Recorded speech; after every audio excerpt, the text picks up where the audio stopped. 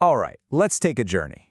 We're going back about 3,000 years to get into one of the greatest adventure stories ever put to paper. And look, this isn't just some sequel to the Trojan War. No, this is the story of one hero's absolutely desperate, decade-long fight to just get home. It's the journey that pretty much became the blueprint for every epic quest you've ever heard of. So who's our hero? A guy named Odysseus. And he's no ordinary soldier. I mean, even Zeus, the king of all the gods, was a fan, calling him the wisest mortal alive. So after the Trojan War, this brilliant general gets his men, they set sail for home. A trip that should have taken, a few weeks? Instead, 10 years later, he's vanished, completely off the map. So to understand why, we've got to go to his home, the island kingdom of Ithaca. Because while Odysseus is out there lost somewhere at sea, his entire kingdom is being torn apart. Turns out a decade is a long, long time for a king to be gone, and that kind of power vacuum, well, it gets ugly, fast. Back at home, over 100 arrogant princes have basically invaded his palace. And I don't mean they're just visiting.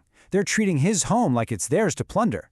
They're eating all his food, drinking all his wine, and worse, they're all trying to force his wife, Queen Penelope, to pick one of them to be the new king.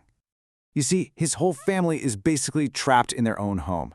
Penelope, who's just as clever as her husband, is trying every trick in the book to stall for time, but you can feel the clock ticking. And their son, Telemachus, he was just a baby when Odysseus left. Now he's a man, and he has to just stand there and watch as these guys devour his inheritance. Their only hope? The return of a man that pretty much everyone thinks is dead.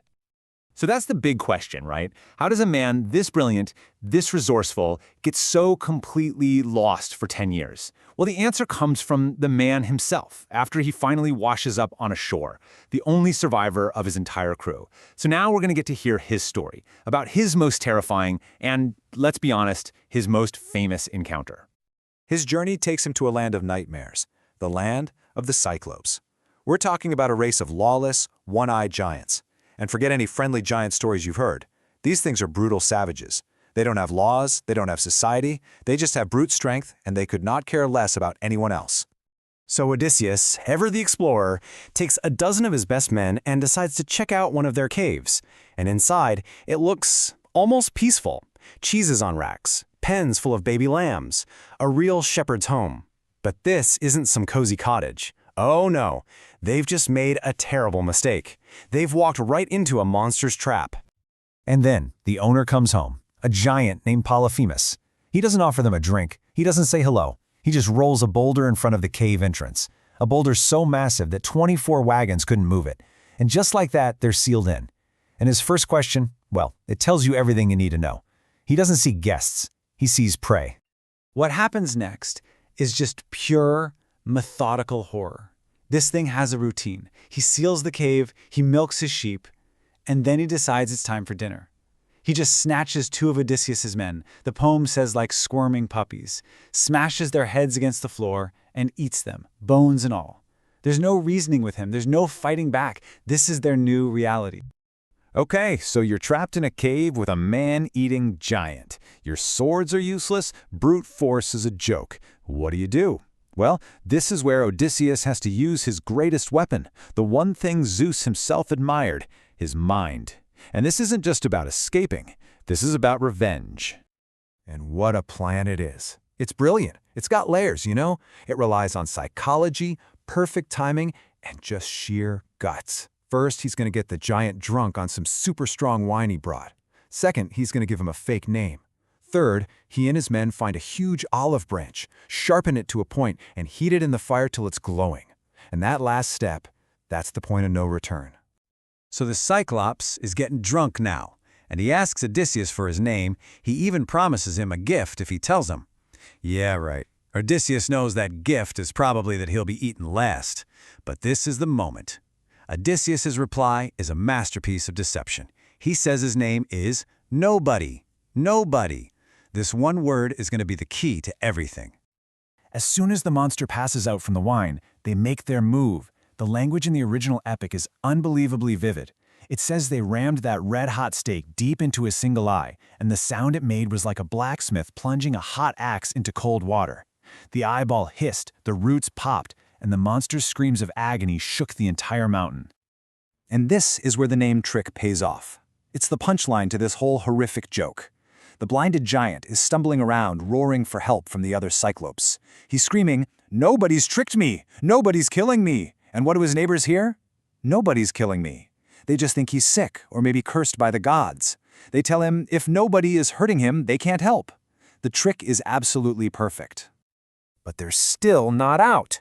The next morning, the blinded giant rolls back the stone to let his sheep out to graze. He sits at the entrance, running his hands over the back of every single animal to make sure no men are riding them.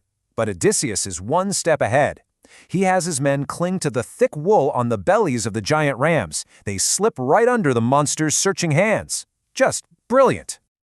They've done it. They actually escaped. It's an incredible victory of brains over brawn. But, and this is a huge but, in his moment of absolute triumph, Odysseus makes one single catastrophic mistake. An error born from pride that's going to turn his trip home into a 10-year nightmare. He's safely back on his ship. They're sailing away. All he has to do is keep his mouth shut. But he can't. He just can't resist having the last word. He starts shouting taunts back at the shore. His crew is literally begging him, "Stop, be quiet." But he doesn't listen. He shouts out his real name, Odysseus of Ithaca. It's a moment of pure, uncut ego, his fatal flaw. And that single moment of pride seals his fate. Because Polyphemus, the Cyclops, now has a name to curse. And he prays to his father for vengeance. And who's his father? Oh, just Poseidon, the god of the seas. The one god you really don't want to make an enemy of when you're trying to get home on a boat. And you can just see the devastating cost of that one moment right here. For the next decade, Poseidon makes his life a living hell. We're talking relentless storms, shipwrecks, and horrors like Scylla, a six-headed sea monster. By the time it's all over, every single one of his ships is gone and every last man in his crew is dead. He's the only one left. Which brings us right back to where we started. After 10 years of torment, Odysseus has finally made it back to Ithaca. But his journey is far from over. His kingdom is occupied, his home is not his own, the fight is just beginning.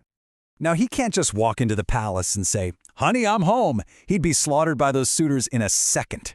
So his patron goddess Athena, she works some magic. She turns him into a frail old beggar, withers his skin, gives him gray hair, dresses him in rags. The great king has to return to his own hall in disguise to see for himself who's been loyal and who's been a traitor.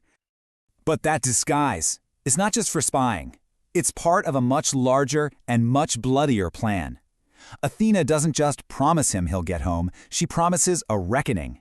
And this prophecy here, wow, it's a chilling promise of the violence that's about to be unleashed.